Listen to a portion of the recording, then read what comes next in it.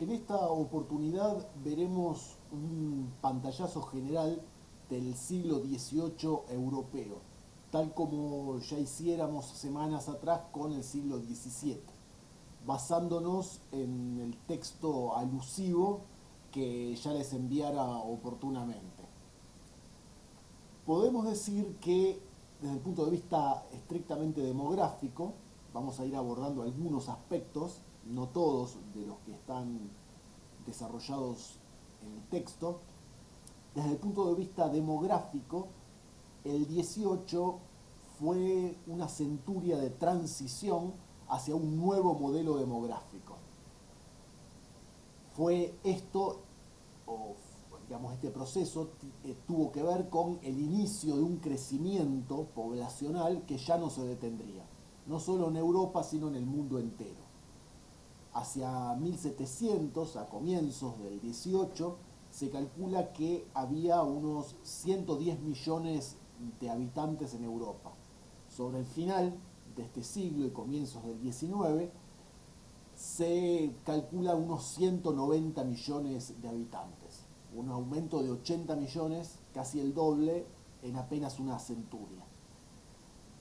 Entre los países europeos más poblados podemos citar a los dos principales, que eran Rusia y Francia. Ya veremos también en este sentido cómo, ya lo habíamos visto en realidad en relación al 17, pero en este periodo, ya con Napoleón, en la última clase que tengamos, la conformación de los grandes ejércitos napoleónicos franceses tendrá en buena parte que ver con esta continua, digamos, esta prolongada preeminencia demográfica de Francia con respecto al resto de Europa. Los ejércitos son enormes, los ejércitos franceses, porque hay mucha gente viviendo en este país, en Francia. En cuanto al crecimiento mundial, en 1650 se calculan que el planeta tenía 450 millones de personas y en 1800 ya había 900 millones, el doble. La mortalidad desciende en estos años, ya que comparativamente a siglos anteriores hay menos guerras, menos hambre, desaparece la peste en Europa occidental, mejora el clima, la alimentación se torna más abundante y más variada, de mejor calidad, aumenta la higiene y seguirá aumentando en los siglos venideros, sobre todo en lo que respecta al cuidado de los niños. Se realizan progresos en la medicina y en la agricultura, en las técnicas agrícolas, y crece la industria. Todos estos son factores que propician el crecimiento poblacional. Entre 1720 y 1730 hay un considerable aumento de la producción de cereales, otro dato a tener en cuenta. Los cultivos se diversifican, la vid, el maíz, las papas, ahí tienen dos cultivos de origen americano, más una extensión de la actividad textil en el mundo rural, tal como veremos ahora. Al mismo tiempo, durante el 18 se lleva adelante un largo proceso de índole técnica y económica, que es la llamada revolución industrial, que es salvo algunos focos aislados en el resto del norte europeo, es sobre todo un fenómeno inglés. La revolución industrial se extenderá ya en el siglo XIX por todo el planeta y en el XX, pero inicialmente será un fenómeno casi exclusivamente británico. Y curiosamente comenzará en el campo inglés. Serán los agricultores, los campesinos, aquellos que en sus propios domicilios lleven adelante el proceso del sistema doméstico, domestic system, que consiste justamente en la proliferación de pequeños talleres familiares, donde la mano de obra son los miembros de la propia familia, más algún que otro empleado externo, extrafamiliar. Se llevan adelante una serie de innovaciones técnicas, la principal de las cuales es la invención de la máquina de vapor, Aplicadas estas invenciones inicialmente a la industria textil y luego a otras industrias, la iniciativa individual es importante, la productividad se dispara y posteriormente estas industrias de origen rural, sobre todo textiles, pasarán a ocupar áreas urbanas y se realizará, ya sobre fines del 18 y principios del 19, un masivo éxodo de los campesinos a las nacientes grandes ciudades industriales, ya en la segunda revolución industrial o en la segunda fase de la misma, y entonces las ciudades, que por entonces rara vez superaban los 100.000 habitantes, crecerán exponencialmente. Pero no sucedió de esta manera en un primer momento, en una primera etapa. Esto acentúa el carácter dominante, hegemónico de Gran Bretaña a escala planetaria. Se convertirá en la primera potencia mundial durante el siglo XVIII. Tendencia esta que se acentuará notablemente durante el XIX y primeros años del XX. El siglo XVIII, por otra parte, estará marcado por un auge de la colonización europea en general, pero especialmente la colonización británica, un aumento del comercio exterior, ¿sí? Los europeos con los ingleses a la cabeza conquistarán y colonizarán nuevas tierras fuera de Europa, aumentarán los intercambios entre las regiones y los países, la marina mercante y también militar británica será hegemónica, la apertura de nuevos mercados por parte de los ingleses será sostenida en estos años. Inglaterra domina claramente el comercio internacional en detrimento de otras potencias que quedan relegadas, potencias que habían dominado anteriormente, tal es el caso de España, de Portugal, de Holanda, de Francia. Entre los nuevos mercados abiertos por los ingleses podemos citar el caso de China, la India, las 13 colonias americanas, lo que hoy serían los 13 estados de Estados Unidos sobre la costa atlántica, que son las primeras colonias inglesas en América del Norte, Canadá, que es arrebatada a Francia por parte de los ingleses tras la llamada Guerra de los 7 Años, que se dio entre 1757 y 1763. Es una de las tantas guerras entre Inglaterra y sus aliados por un lado y Francia y sus aliados por el otro. Ganan los ingleses, Francia pierde casi todas sus colonias, salvo lo que hoy es Haití, que por entonces era la colonia de Santo Domingo, que es la única colonia que retienen los franceses. También de manera clandestina o de manera semi-legal, en algún momento logran concesiones legales, los ingleses conquistarán, pasarán a dominar en buena parte el mercado de la América española, un mercado gigantesco. Por citar un caso, uno de los pilares del comercio colonial intercontinental de los ingleses, la trata de esclavos, o sea, el comercio de esclavos africanos. Serán los ingleses los principales traficantes de esclavos de origen africano y se los venderán a España y a otras naciones. A Brasil también, aunque Brasil es colonia portuguesa y ya desde la Edad Media hay una alianza comercial y militar muy fuerte entre ingleses y portugueses que se prolonga en el tiempo, en este periodo no es la excepción. Entonces, si bien Brasil y las colonias portuguesas de África y de la India y China, donde también hay enclaves coloniales portugueses, serán territorio de Portugal, pero los ingleses también traficarán y dominarán económicamente esos territorios, aunque no sean colonias inglesas.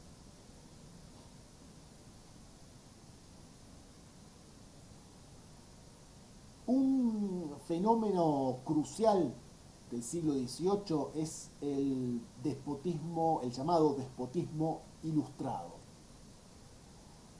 Por tal entendemos un sistema, o designamos a un sistema institucional y de gobierno imperante durante este siglo XVIII. El gobierno, encabezado por el monarca, por el rey absoluto, que concentra en sí mismo todo el poder, se orienta, sin embargo,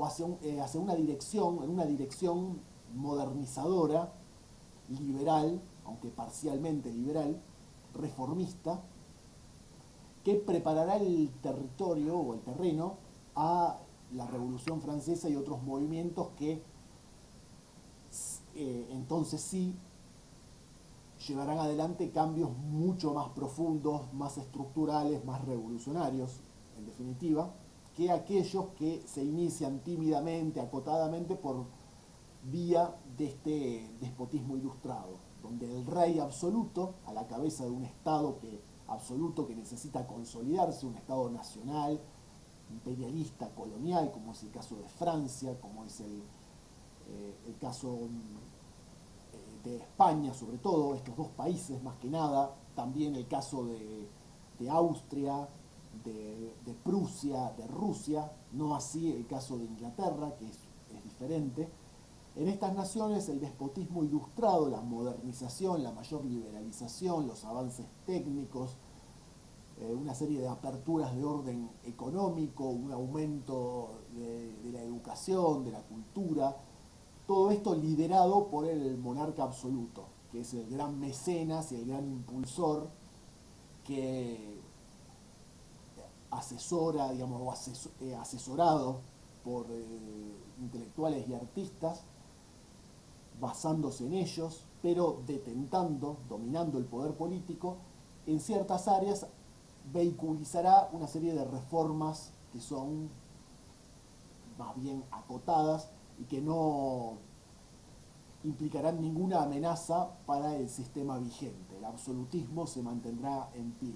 Pero en el caso francés, como veremos luego con mayor profundidad, la existencia de una fuerte burguesía, a diferencia de otros países donde la nobleza era predominante, el caso español, por ejemplo, el caso prusiano, el caso austríaco. En Francia la burguesía fue tan grande y la oposición tan considerable frente a esta consolidación del poder del rey y de la nobleza, a partir de este despotismo ilustrado, va a ser tan fuerte la resistencia que de alguna manera estos esfuerzos liberalizadores, democratizadores, modernizadores del rey francés se le volverán en contra y prepararán el terreno para la futura revolución de fines del siglo XVIII, de la cual hablaremos la semana entrante. Entonces se suponía que en el marco del despotismo ilustrado, el gobierno en manos del monarca serviría para aplicar las reformas necesarias en beneficio del pueblo, y no que el pueblo tomara las riendas del asunto y por sí mismo modificara la situación.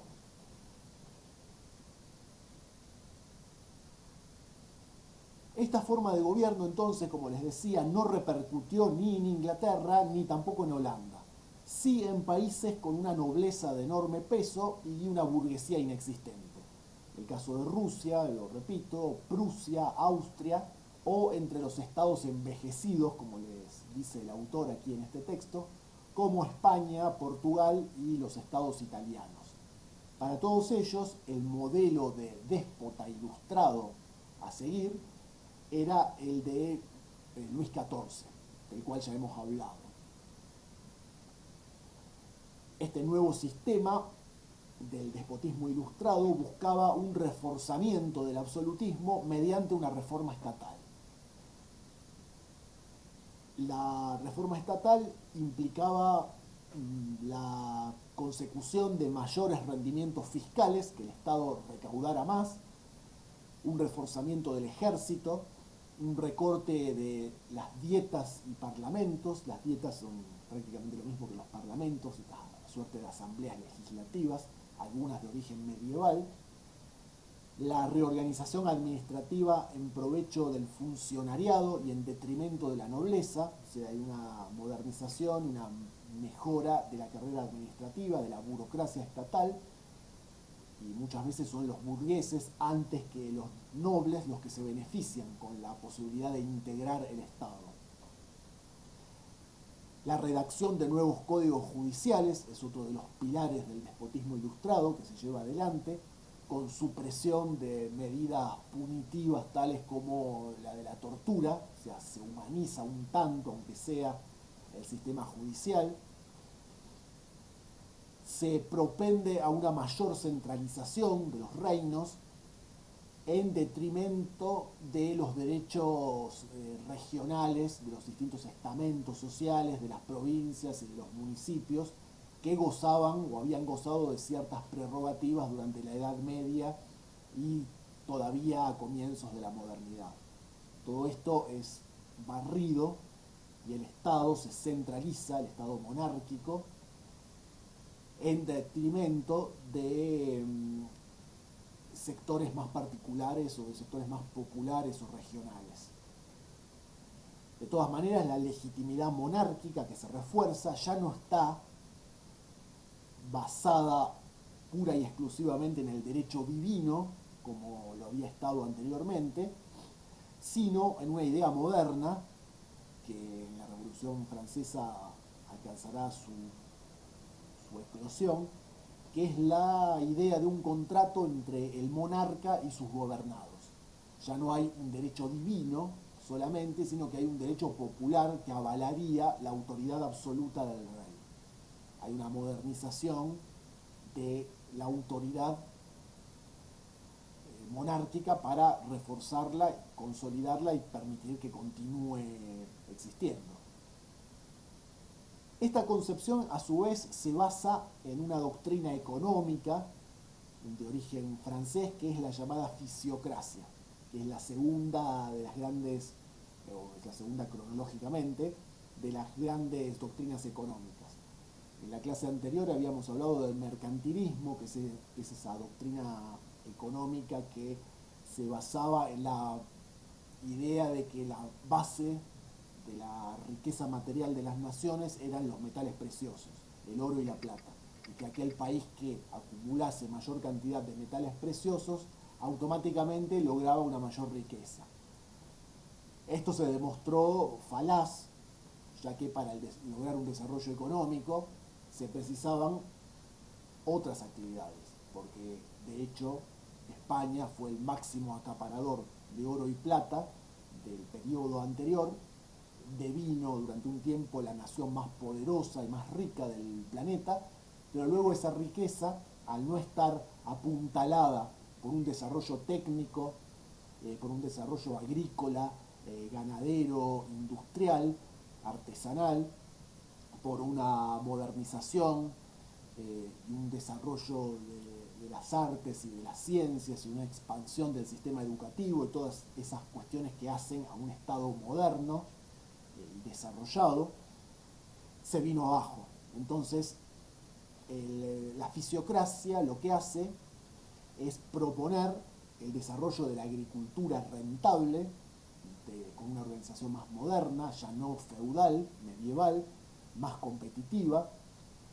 En lo que hace a los intercambios económicos, al comercio, propugna el laissez-faire, esta expresión francesa que significa dejad hacer, dejen hacer, o sea, el libre comercio, sin restricciones, y un absolutismo en lo que hace al gobierno político, a la monarquía, en defensa, se supone, de la propiedad y el fomento del trabajo. Es el rey, según la fisiocracia, el que tiene que garantizar este sistema económico jerarquizado, esta preponderancia de la nobleza, dueña de la tierra, de los medios de producción, y detentadora del poder político y ya no solo material, pero basándose en una modernización del sistema económico, y va a ser el monarca absoluto el que garantizará este sistema. Es por ello que los monarcas ilustrados promueven la explotación agrícola de nuevas tierras y un mayor rendimiento de los cultivos, mejorando las técnicas de los mismos, así como un progreso industrial, artesanal y los intercambios comerciales. Se produce entonces una alianza entre los intelectuales ilustrados y el monarca, quien está interesado obviamente en reforzar con este fin la maquinaria estatal. Se produce entonces, como les dijera, un mecenazgo intelectual y artístico por parte del rey, que favorece a los intelectuales y a los artistas, los financia, se basa en ellos o se apoya en ellos justamente, pero también los financia. Se propende la creación o se favorece la creación de escuelas y universidades, de academias, de institutos de formación técnica, para preparar a los futuros funcionarios y militares, entre otros expertos capaces de llevar adelante la modernización y el desarrollo económico del porvenir. En lo que respecta a la religión, hay una idea de mayor tolerancia. Los monarcas absolutos van a seguir siendo religiosos, pero van a tratar de colocar a la iglesia bajo su protección y erigirse ellos en dominadores. Es decir, que habrá una disminución del poder de la iglesia. Las reformas serán insuficientes en todo caso y no pondrán en peligro a los privilegiados. Sí lo harán de manera tempestuosa y en poco tiempo, tal como veremos en la clase próxima, durante la Revolución Francesa a partir de 1789, no antes. En cuanto a la hegemonía inglesa, dijimos que el siglo XVIII es aquel del ascenso hegemónico de Inglaterra, basado en sus profundas transformaciones económicas. Por un lado, la revolución industrial, por un lado, en materia política, el continuo avance de Inglaterra hacia el parlamentarismo. Habíamos hablado en la clase anterior de las revoluciones inglesas que recortaron el poder del monarca. En Inglaterra ya no hay una monarquía absoluta, como sí lo hay en el resto de Europa, sino que en este periodo se consolida una monarquía parlamentaria que continuará hasta la actualidad. El rey ya no tiene el poder que tenía antes y el parlamento será aquel que represente los intereses de la burguesía sobre todo, y luego también de los sectores populares, andando el tiempo. Salvo la guerra de independencia americana, que llevará a la independencia de las 13 colonias y la fundación de los Estados Unidos de Norteamérica, los ingleses se imponen en todas las guerras en las cuales participan durante este periodo. La expansión colonial en la India, por caso, es una de las muestras del poderío bélico y naval de los ingleses. En 1707 se da la llamada Acta de Unión entre Inglaterra y Escocia, que dejan de ser dos reinos separados para conformar el Reino Unido de Gran Bretaña, con un solo rey. Ya no habrá un rey, que puede ser la misma persona, por un lado rey de Inglaterra y por el otro lado rey de Escocia, sino que habrá una sola persona que sea rey de Gran Bretaña. Esto es, de Escocia, de Inglaterra y de Gales, que ya Gales hacía tiempo que formaba parte de Inglaterra, que era un territorio conquistado. Y en 1800 hay una segunda acta de unión que incorpora a Irlanda, que es otro territorio conquistado durante la Edad Media por los ingleses, y de esta manera nace el Reino Unido de Gran Bretaña e Irlanda, que en la actualidad se ha acotado. Hoy ya no es el Reino Unido de Gran Bretaña e Irlanda, sino el Reino Unido de Gran Bretaña e Irlanda del Norte, porque la mayor parte de Irlanda logró la independencia a principios del siglo XX, pero esa es otra historia. En este momento las islas británicas quedan todas unificadas bajo un mismo rey. En Irlanda, bueno, hay un caso, una cuestión étnica, nacional y también religiosa, porque los irlandeses siguen siendo mayoritariamente católicos, mientras que en el resto del Reino Unido los católicos van a desaparecer casi por completo. Hay un segundo factor que tiene que ver con los conflictos religiosos. En el caso francés, Francia, recordemos, había sido la principal potencia europea y mundial durante el siglo anterior, el XVII, sobre todo durante el largo reinado de Luis XIV, quien gobernó el país a fines del siglo XVII y principios del XVIII. Luis XIV muere en 1715, cuando Francia alcanza la cúspide de su poder, tras haber, como hemos visto también, triunfado en una serie de guerras continentales e intercontinentales. Se inicia un lento declive de Francia como potencia mundial y pasa a ser reemplazada gradualmente por Gran Bretaña. En 1715 entonces fallece Luis XIV, sucedido por su bisnieto Luis XV, de solo 5 años, quien hasta 1723 no reinará, más que simbólicamente. Habrá otros ministros, otras personas que reinarán en su nombre hasta que él alcance la mayoría de edad. Durante la minoría de edad de Luis XV, los distintos estamentos y regiones franceses intentarán recuperar el poder que habían perdido a manos del absolutismo de Luis XIV. Pero luego, ya cuando Luis XV se convierta en mayor de edad y gobierne de manera directa, el conflicto entre quienes están a favor del Estado absolutista y los que están en contra recrudecerá y se inclinará la balanza para el lado del absolutismo, creando las condiciones, entre otros elementos, otras situaciones que se van dando paralelamente. Formarán una suerte de caldo de cultivo, estos conflictos y estas victorias parciales del absolutismo francés, para ese futuro cimbronazo que implicará la revolución de 1789. Entre 1723 y 1774, hasta su muerte, Luis XV es rey de Francia, lleva adelante una consolidación entonces de la política absolutista, del despotismo ilustrado.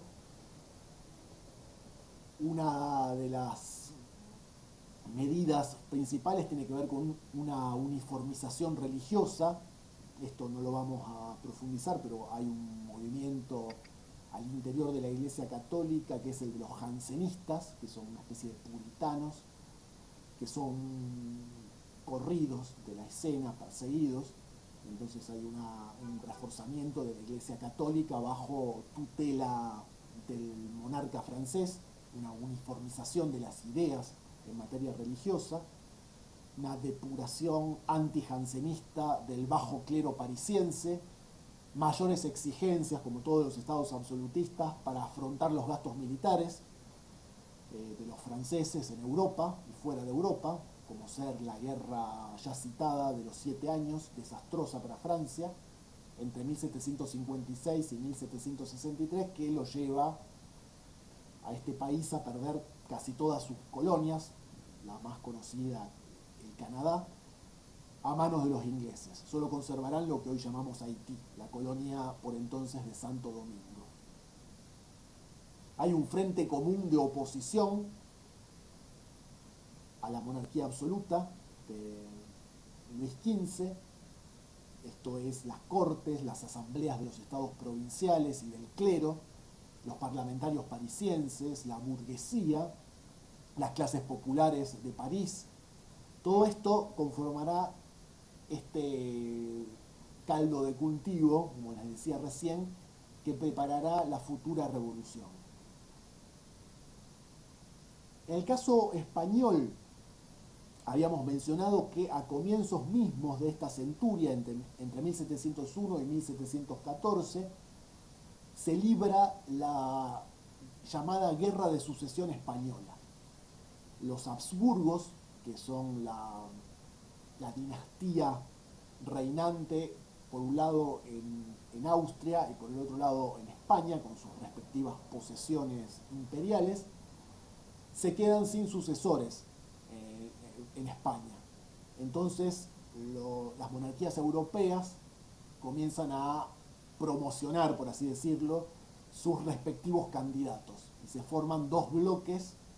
Por un lado, un bloque liderado por los austríacos y por el otro, un bloque liderado por los franceses. Los franceses triunfan, todavía está vivo Luis XIV, e imponen a un miembro de la familia real francesa.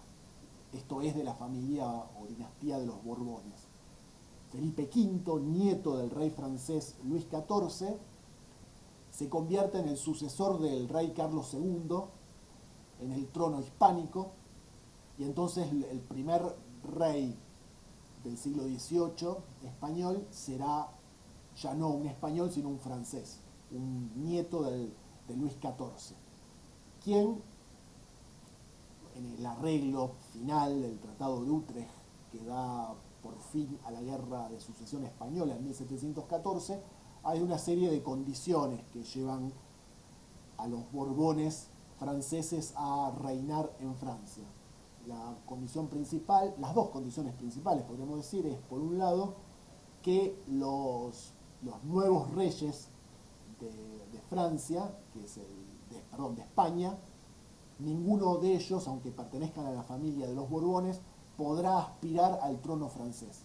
Dicho en otras palabras, no podrá haber un mismo rey que sea al mismo tiempo un rey Borbón, rey de España y rey de Francia, sino que habrá una misma familia, una misma dinastía reinando en España y en Francia, esto es la familia de los Borbones, pero de manera separada. Entonces los Borbones franceses reinarán en Francia y los Borbones españoles, que todavía siguen reinando en la actualidad, en España. La segunda condición que se les impone a los españoles es la pérdida de todos sus territorios europeos fuera de la península ibérica.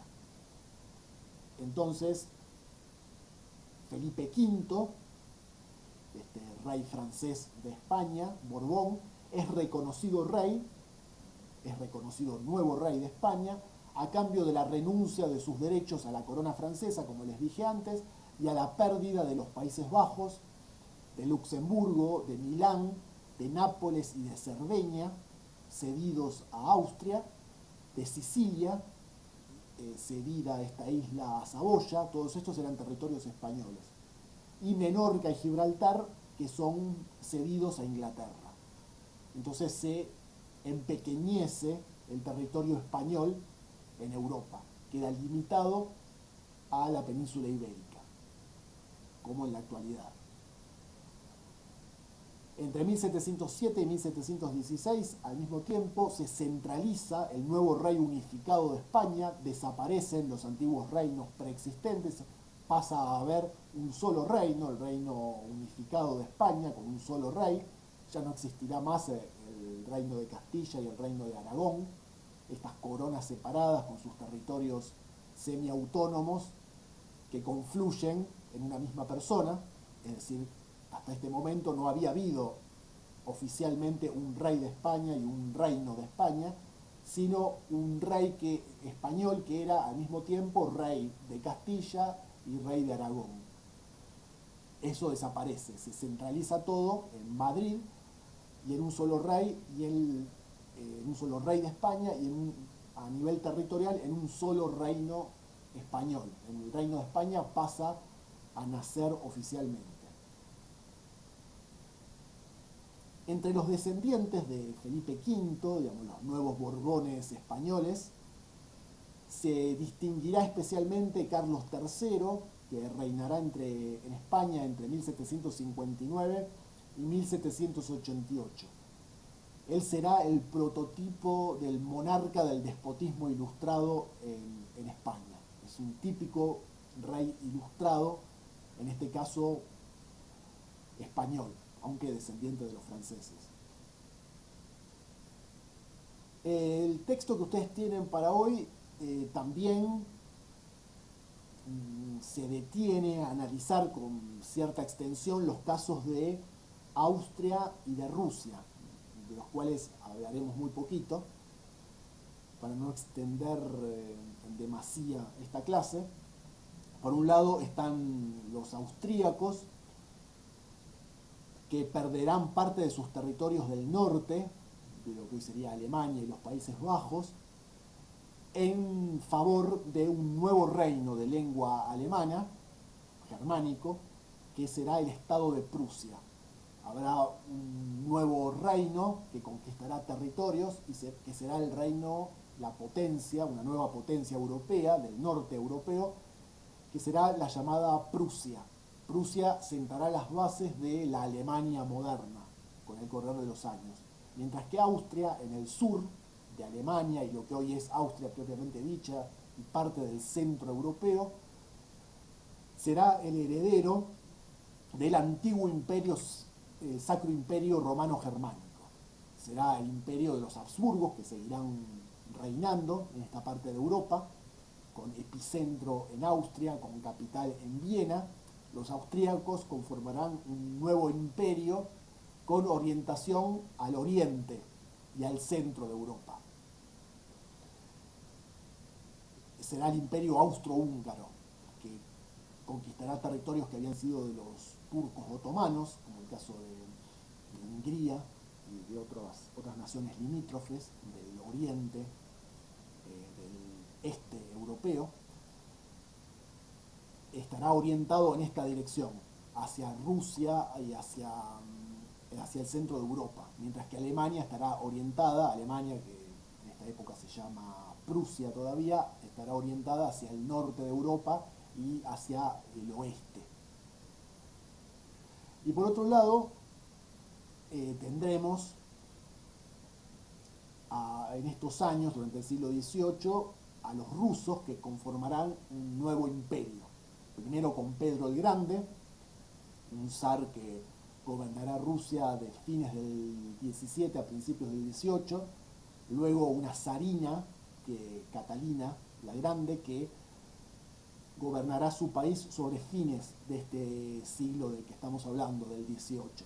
Estos dos monarcas, un hombre primero, Pedro el Grande, y una mujer después, Catalina la Grande, un zar y una zarina, un emperador y una emperatriz en Rusia, propiciarán una modernización, un desarrollo económico, una europeización de su país, que era más asiático que europeo, y por otra parte convertirán a Rusia en una potencia militar, una potencia económica, aunque sigue siendo bastante arcaica y menos desarrollada que el resto de Europa, y llevarán adelante una expansión territorial de largo alcance. Con Pedro el Grande, Rusia alcanzará el mar Báltico, hacia el norte, hacia territorios que pertenecían a Suecia, que los perderá, mientras que con Catalina, Rusia llegará hasta el Mar Negro y conquistará Ucrania. Por otra parte, con ambos monarcas, la expansión continuará hacia el más lejano este, alcanzando el extremo este del continente asiático y conquistando incluso lo que hoy es Alaska, que luego los rusos le venderán a los americanos.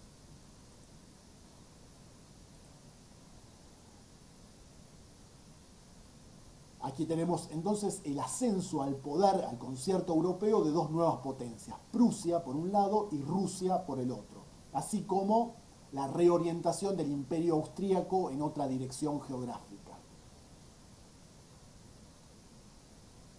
Polonia es un reino importante que está en el centro de Europa, tampoco hablaremos demasiado, es un reino que va a ser conquistado por sus vecinos, los prusianos y los rusos se repartirán Polonia hasta hacerlo desaparecer como país independiente.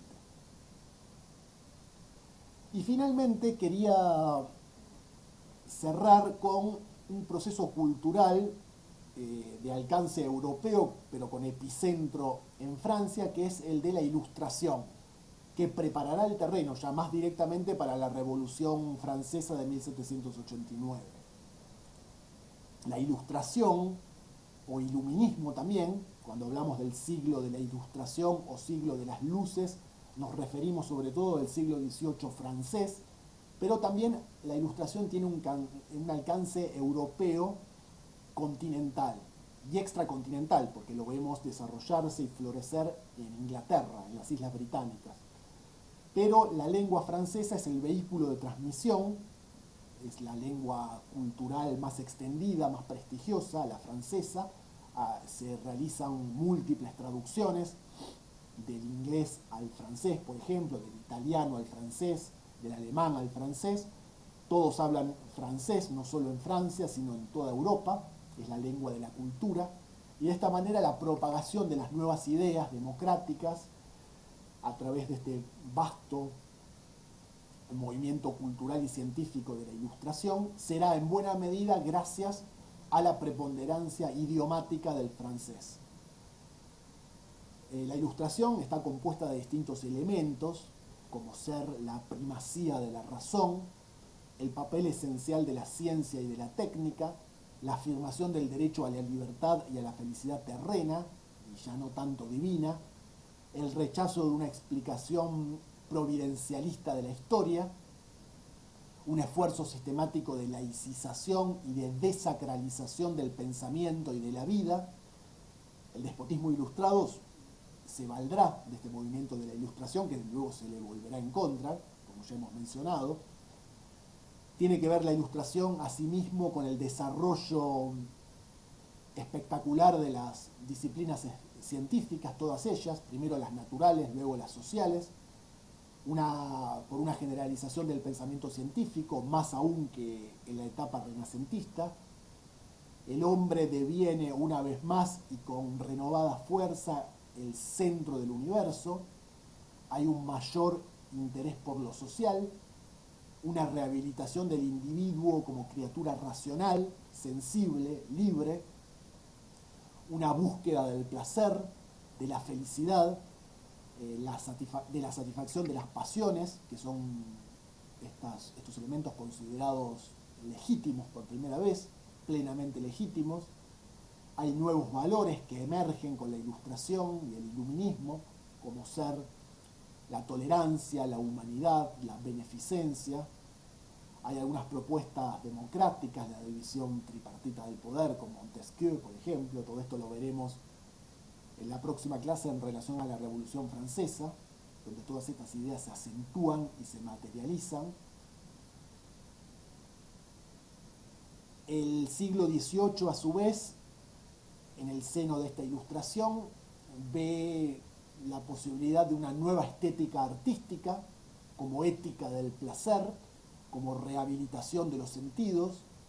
La belleza ya no es considerada una cualidad intrínseca de los objetos artísticos, sino que existiría en el espíritu del que los contempla a estos objetos artísticos. Y cada espíritu percibiría una belleza diferente. Hay también un desarrollo ulterior, desmesurado del barroco, que lleva al rococó, que también es una especie de suerte, mejor dicho, de canto de cisne, sobre todo en el caso francés, del absolutismo, del lujo llevado hasta las últimas consecuencias en lo que hace a la decoración y a las artes. Hay una búsqueda de la gracia y de la elegancia, del virtuosismo y de la proeza técnica artística. Hacia el 1750, mediados del 18, el rococó se ve confrontado por el llamado arte sublime, que se distingue de lo bello en lo que tiene de contrario, es decir, de irregular, de rudo, de descuidado, de oscuro y de terrible. Todo lo más racional y elegante opuesto a lo más irracional y tempestuoso y monstruoso. De todas maneras, a veces se entrelazan ambas expresiones artísticas, no son tan contrapuestas. A su vez, entre 1770 y 1800 aproximadamente, hay un nuevo clasicismo, es una nueva versión del renacentismo. El neoclasicismo tiene mucho que ver no solo con una cuestión pendular, de la cual ya hemos hablado, sino de dos hechos concretos que se dan en estos años, 1738 y 1748. En estas fechas se descubren las ruinas, se desentierran las ruinas de las ciudades romanas de Herculano y Pompeya, cercanas a Nápoles, que habían sido tapadas por erupciones volcánicas durante la época romana, varios siglos atrás. Entonces este redescubrimiento de la arquitectura, del urbanismo y del arte de la antigüedad greco-romana favorece un movimiento neoclásico, que es a su vez no solo un redescubrimiento de lo viejo, de lo clásico, de lo greco-romano, como había sucedido ya en el Renacimiento, sino que también constituye el neoclasicismo un estilo innovador, brillante, que busca una síntesis entre la nobleza natural y la pureza lineal, por así decirlo. En su seno se descubre o se percibe una exaltación del heroísmo y de la grandeza fundada en la antigüedad clásica. En estos años también del siglo XVIII crece la alfabetización en toda Europa, sobre todo en el centro europeo, en los países más desarrollados, el caso de Francia, el caso de Alemania, Inglaterra, los Países Bajos, no tanto en la Europa mediterránea del sur, aunque es también en menor medida. Se percibe en estos años, y sobre todo en el centro de Europa, en los escritos de diverso tipo, no solo literarios, científicos, sino también en documentos públicos y familiares como los testamentos, una creciente desacralización y laicización. Ya no se apela tanto a Dios, al más allá, a la Virgen María, a Jesús, a los santos, sino que hay una secularización de la escritura y de los propósitos expresados en estos documentos escritos. Hay un menor número de vocaciones religiosas en estos años, hay menos monjes, menos monjas, menos curas que antes, hay una limitación voluntaria de los nacimientos, hay un mayor número de logias masónicas, hay un descenso de las lecturas religiosas y un ascenso de las lecturas desacralizadas, a veces incluso hasta anticlericales. Es el caso de Francia, el norte de Italia, como les decía, Alemania, Inglaterra, Holanda, en menor medida España y la América española, pero también. Todos estos son procesos que se expandirán luego al resto de Europa, a la Europa periférica y también a la América colonial europea, sobre todo española. Si la ilustración europea, de manos o a manos o por medio de la Revolución Francesa, estas nuevas ideas de la Ilustración traspasarán las fronteras francesas y de los países más cercanos a Francia para alcanzar el conjunto del viejo continente y entrar triunfalmente también en el nuevo continente, favoreciendo nuestra guerra de independencia, entre otras cuestiones. Así que con esto cerramos la clase de hoy. Quedaría una sola clase, el lunes próximo, casi seguro, sobre la Revolución Francesa, que nos servirá de cierre de la materia y del periodo particular que estamos tratando ahora, esto es del siglo XVIII.